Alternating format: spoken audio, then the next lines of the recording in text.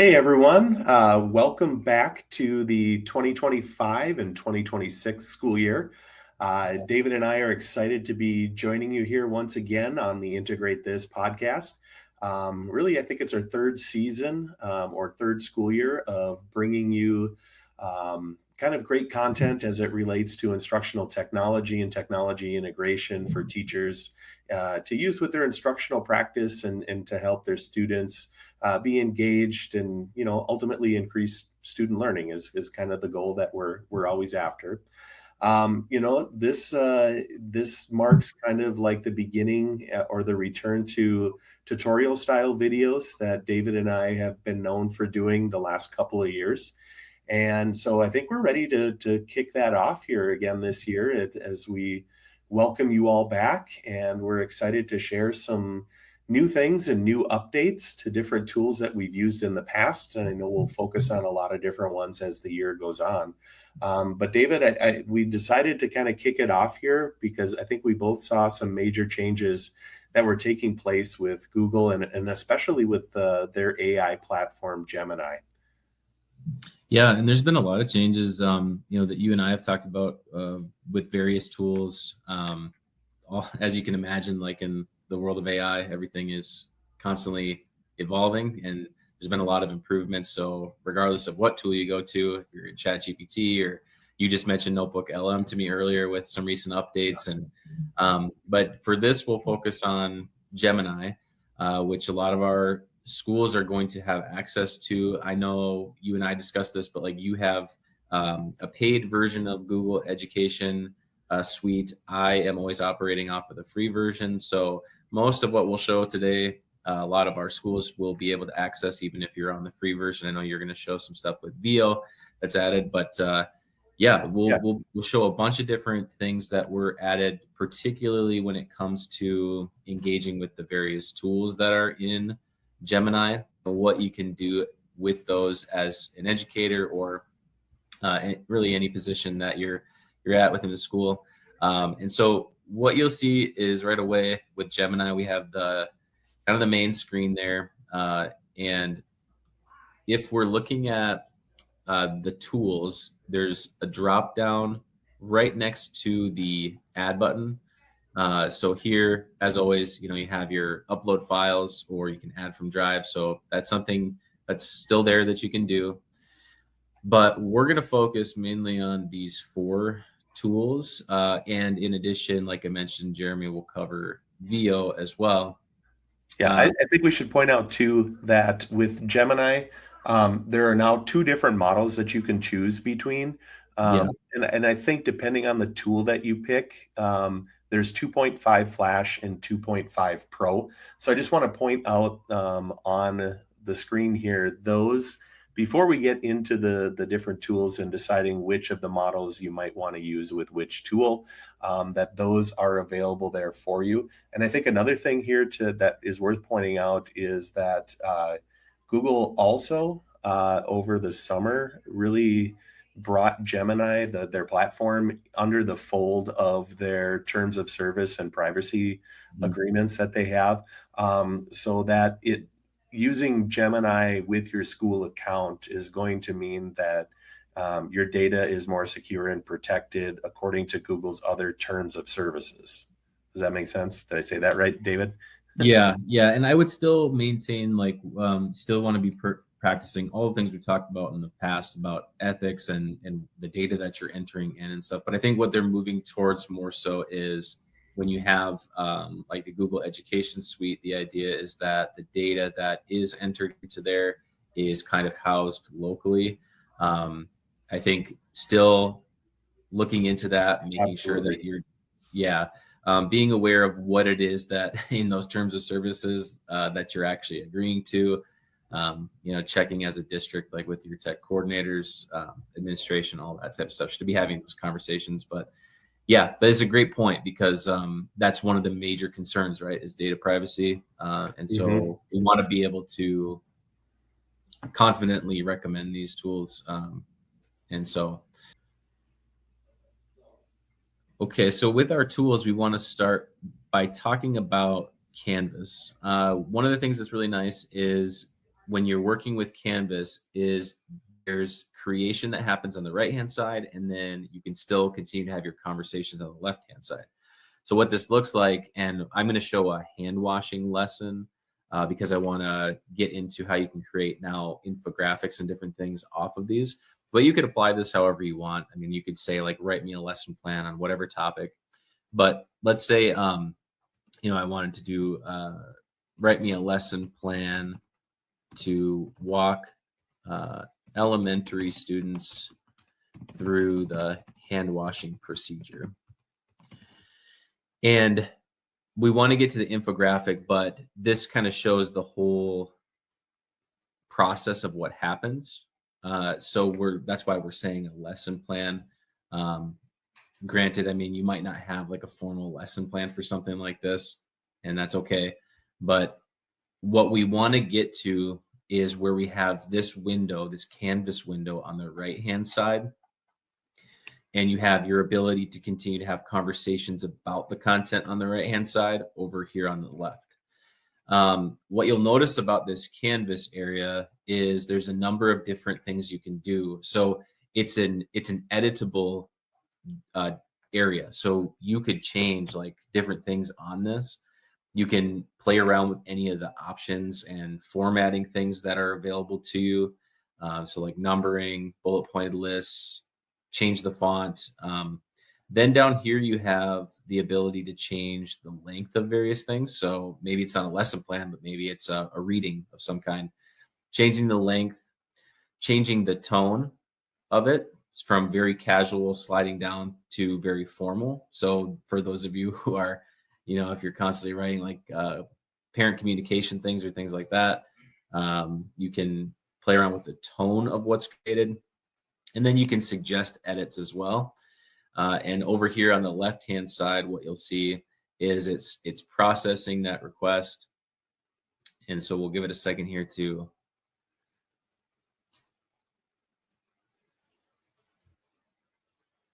okay, so it gives some information over here. So basically, Gemini through the suggest edits on Canvas will read through the document. It'll add suggestions, and so it will give you those here and highlight them. And then you have the option of, you know, kind of like your like Google Docs, right? If Jeremy and I were working on a document together, Jeremy could suggest edits, and then I could accept them. And so we can kind of go down and see what are the positives and maybe constructive criticisms about this that could potentially be changed. If you want to, you can apply the different pieces individually, or you can just hit apply all. It will process this again. And, you know, we didn't, obviously, with our time that we have to go over this, we're not reading through each of those.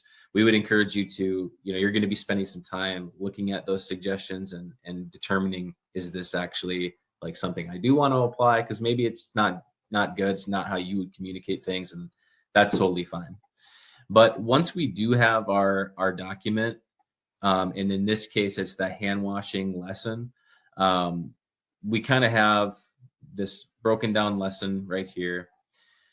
But then what's really great that they added with this latest version is whenever you're in Canvas, whatever this happens to be in this space, if you click over here on create, you have a couple different options that you can immediately turn these into.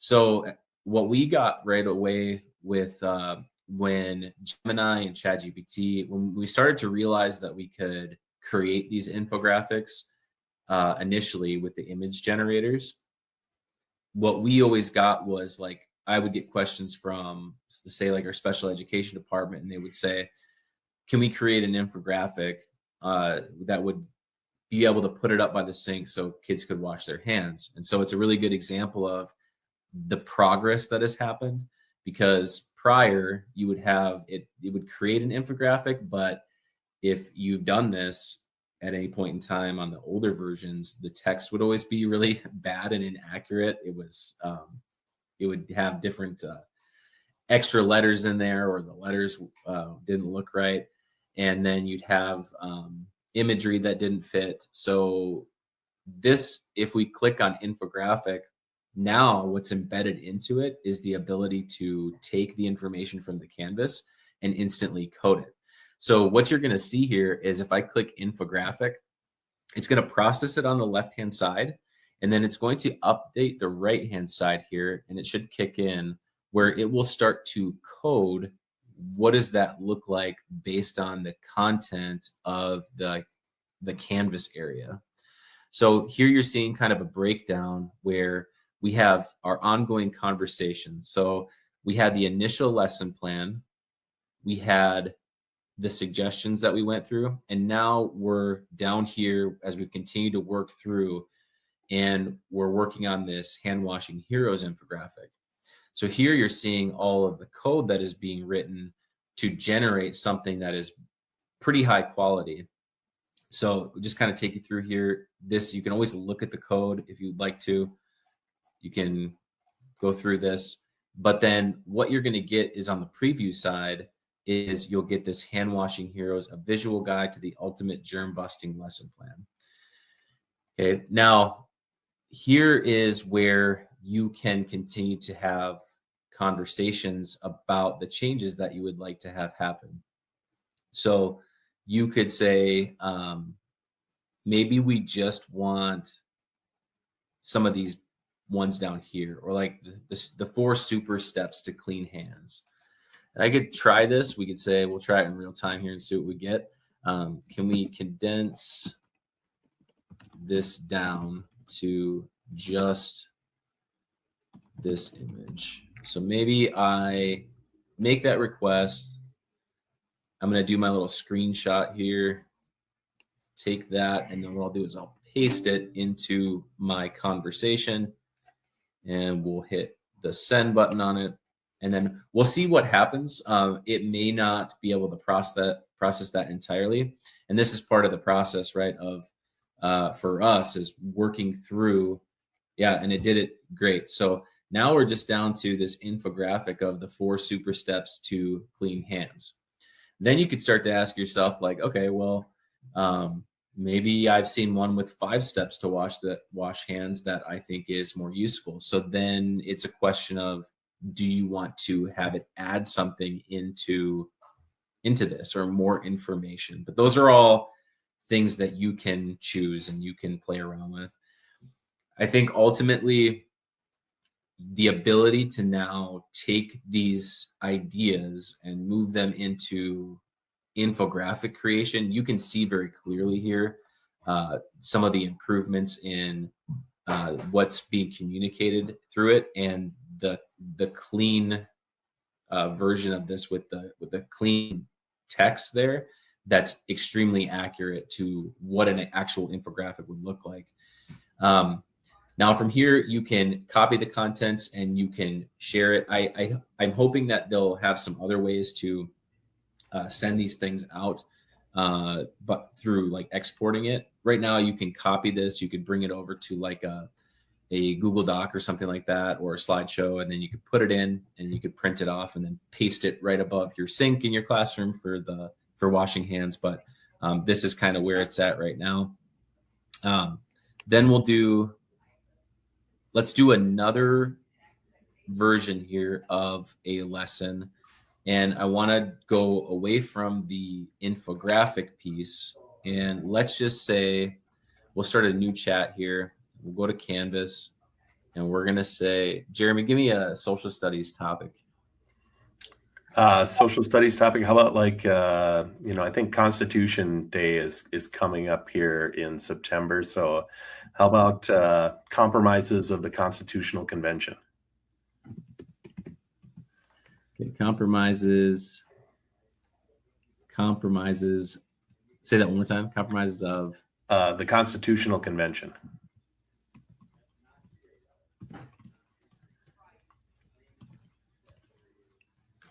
Okay, so starting again, we're going to take our prompt. We've got our lesson plan here.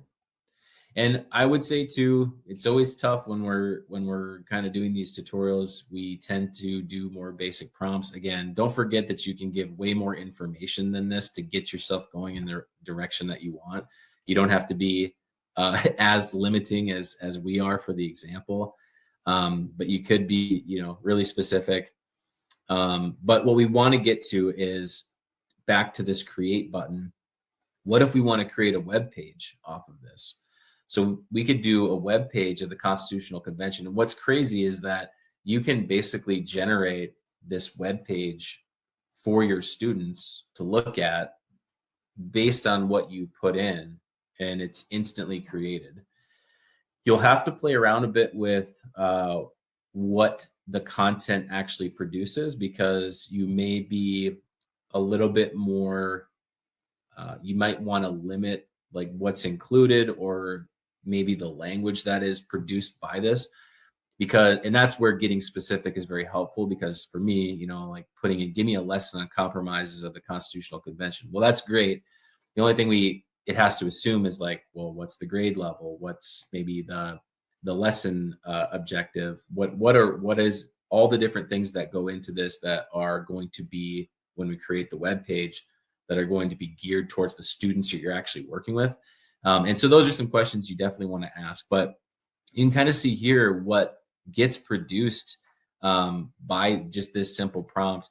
You have your Constitutional Convention, forging a nation through compromise. We got our introduction. We have the Great Compromise. We have the Virginia Plan and the New Jersey Plan, right? We can click on these. And what did that look like? So you get a little bit of interactive pieces to it. And again, I've not ever looked through this web page, so we don't know how accurate it is, how good it is. Nobody's looked through it, but yeah, I think the interactive graphics that are there as part of it are really neat. Yeah, yep. And this is, you see how quickly this happens, right? How we can move from a simple prompt about a lesson to actual like a web page that we could show students. So it's really cool how you can do that now. I've done a number of these web pages for various topics, and some of them, so it does tend to base like whatever the content is. So let's say you're doing math or science or something like that. What's nice is a lot of times it will pick up, depending on the topic, certain things that should be included, like graphs or maybe like pie charts, different things that can be put in.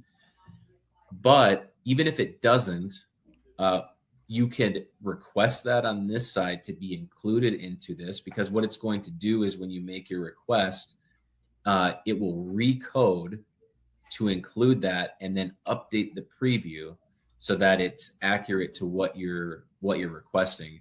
And then so you could add in new things, or maybe you don't like the interactive piece here, and so you have a more of an idea in mind of what you would like it to be.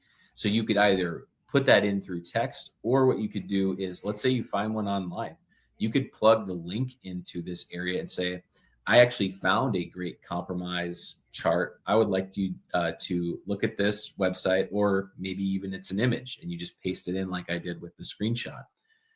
Plug that in, have it retool with the coding, and then show you the preview. And then you have a lot of flexibility here with what you want it to produce.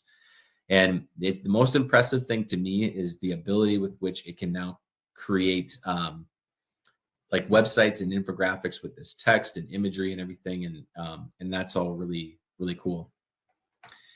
The last thing I'll show is, let's say that we want to produce something off of what we've already got going on. One of the things I can find confusing, and what I found is, like, the first time I ever got into this area, I was like, well, I'm in my preview, but I wanted to also create an infographic off this, or I also wanted to create a quiz off of this. What can be a little bit confusing is if you're expecting to find it in this right-hand area, what you need to actually do is go back to your conversation thread on the left-hand side and go up to your original request. So we actually, if we want to create an additional piece off of this, we want to click open on the lesson, because what you'll notice is if we're here, we do not get that create button any longer. So what I do is I go back to open my original lesson, and then I can come, and now I have those options available to me again. So when you have content that you want to create multiple of these things off of, web pages, infographics, etc., right? You can do that by going back through the conversation thread up to the top and going back to the original lesson plan that existed there. Now, in this case, I went and I did create a quiz just so we can see what does that look like when you want to do a quiz through these things as well. And you can kind of see here, it's generating a quiz for us. The questions are popping up at the top. And it's going to give us, going to end up with 10 multiple choice questions here.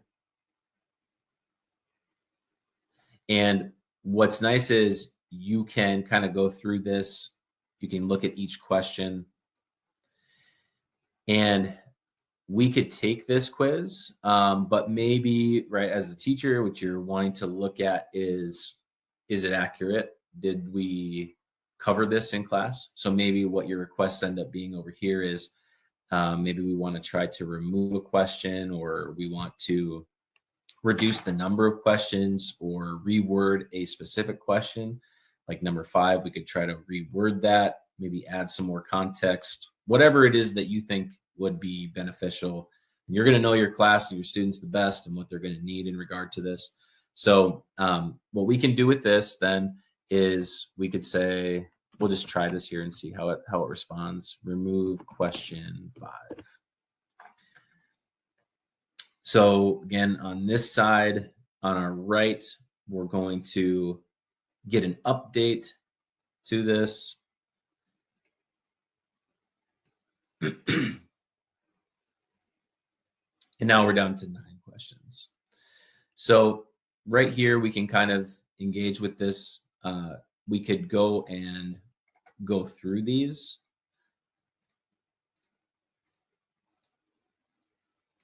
And we'll get I just want to show you briefly kind of what we get at the end here as well. So we're just going to randomly select. Don't judge me, Jeremy. I'm getting some wrong here. I thought you were actually doing pretty good with the first few that you randomly got right. Yeah, I actually, after the first 2, I was like, oh, maybe they're all D. I don't know. But what is kind of nice about this too is you have a score, accuracy, strengths and growth areas, so you can have it analyze your performance if you would like. It'll put it over here. Generate flashcards, study guide, ask for more questions. So a lot of cool things here that you can explore. So that covers a couple things in Canvas. Jeremy, I know you're going to cover some things in there too. So what do you think of all of that, though? Yeah, I think that's really kind of cool. I love how you're able to create some of those things like on the fly, and like you said too, I think if you wanted to make it more specific to exactly what you do, then you have to take care of that in the prompting or the interactions that are taking place on that left-hand side of the screen to make the right-hand side appear the way that you want it. But I like how it's just all kind of like a work in progress until you get the point that you want. And, and that's part of I think the part of the AI process is the iteration that goes into it too. And I think this is just a great tool to allow you to continually do that. Yeah, it's really great. And just always remember, you can put in as much information on your initial prompt, and then you can continue to tweak it as you go to it. And I love how on Canvas you have that right side look, the preview of what it looks like, and then continue to tweak that and see it in real time as you're doing that, So. Yeah, definitely. And that's really cool. And I think as I go through some of the ones that I'm going to show here as well, I think you'll kind of pick up on some of that. So I'm just going to go to Gemini back to here. One thing, David, I noticed that when you were doing yours, you stayed in the 2.5 Flash model, which I think it produced great things, especially when you were focusing on the infographics and some of the content that it added to the website that you created as well. And I think Flash is probably one of those designed to be, it says fast all around help. But I think I'm going to start with Canvas here but I'm going to use the reasoning, math, and code model because what I'm going to ask it to do I had a little bit of difficulty with some of the coding parts. And then when I switched to the 2.5 Pro, I found that it just seemed to work a lot better. Okay, so I'm going to start here in the Canvas area as well. And one of the things that I'm going to try to have it do is to make some interactive things that I may want to share and post for my students, maybe to get a little bit of extra practice on after we've gone over a lesson on something. And now I want to give them some sort of a sorting game or a matching game or even like a word find sort of activity that they can do. And I'm going to show this here first because I'm going to give great credit to where this idea is coming from. This summer, David and I were fortunate enough to have on the audio podcast version of Integrate This, a lady by the name of Liz Voci. Liz is an instructional technology specialist in the Dartmouth Public Schools in Massachusetts. It was great to be able to connect with her on that podcast. She shared about a whole different topic than what I'm showing here. So this is new, even if you've seen that episode. And if you haven't seen that episode or listened to that episode, you should really go back and do that because she's doing some really great things with her students out there. But one of the things that she also does and has done an effective job of is using the Canvas part of Gemini along with hosting the interactives that she creates on a Google site, which again, you're just kind of staying right within all of those Google tools.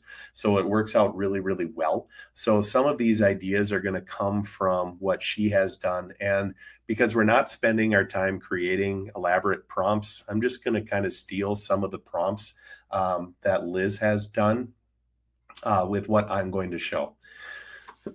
So I'm actually going to go into the history rather than create it all right in front of you. I'm going to go into this conversation here that took place between me and Gemini a little bit earlier. And I'm asking it to create an interactive, self-correcting activity where users sort of list of 40 words into categories that are labeled parts of speech. So imagine you've kind of gone over things like noun and verbs and adjectives and prepositions. And now you want to give a spot for your students to go and practice it on their own. Kind of that drill and practice kind of routine stuff.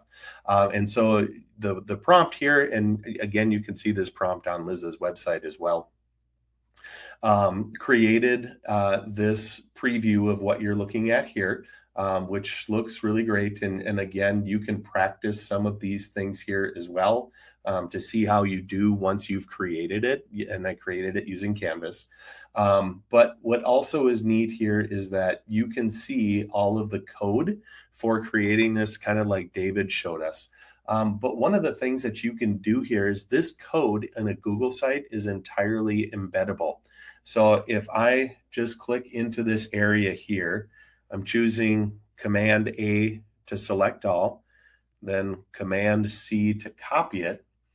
One of the things then that I am able to do is to go to a Google site that I've created. And I just have this, parts of speech sorting activity. Then under the Insert tab that you find over here on the right-hand side, there is one that says Embed. Now you got to be careful because it wants to default to embedding a URL. This is not a URL. This is much more than just that link that you would go to find it. And then click on Embed Code, paste in the HTML code that it created for me, then click Next. And it's going to show me a little preview. I'm just going to say Insert, and then it's putting in this into this canvas wall area of my Google site, and I can just drag the different corners to get it to fit. And when I have it the way that I want it, underneath our little logo, there's the Publish button. So I'm choosing Publish. Because I put it here before, it'll show you what was there before and what I'm changing it to. And as I do that, now it created this. If I would like to view this activity, it shows up here again.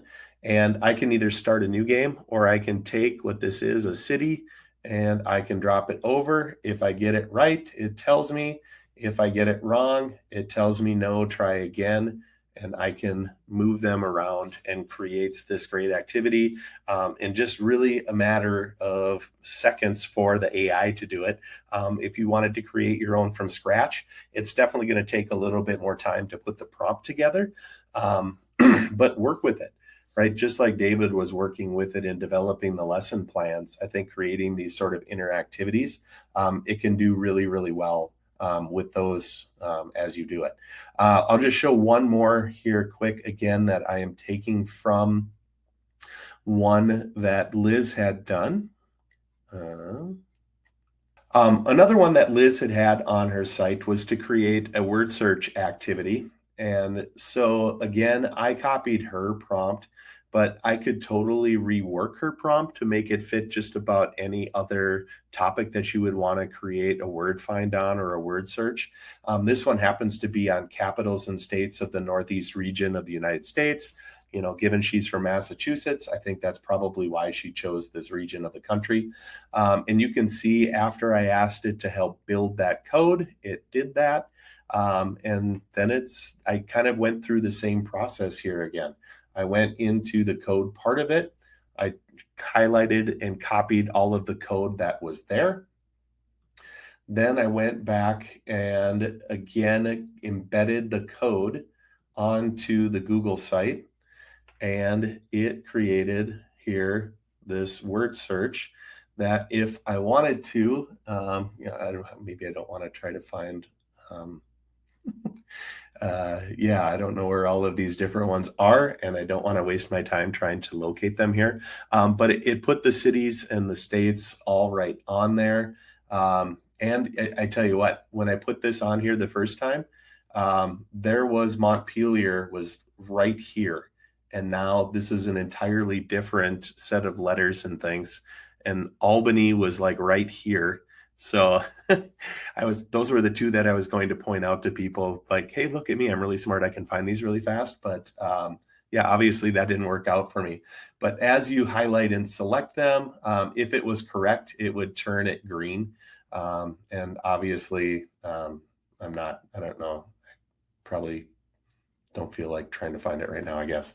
But trust me, they're all there. And it created this for us again here in just a matter of seconds. So that was kind of one of the neat things that I think you can find creative ways that you can use the tools available here in the canvas of Gemini to really go wild. And really, the limit is going to be what you can imagine you and your students wanting to do with it. Yeah, it's a really great examples too, because I think there are a lot of tools outside of this that you can pull that code into, which you showed, and you can pull that code and you can paste it into something and transfer that over. I know that like you and I have done that with like website creation, right? With like using VO for our AI literacy website, and that's another example where you can take what's produced and then transfer that over and use it in another way. So really cool. Yeah. All right. Thanks everybody for checking out the Canvas features that are in Google Gemini.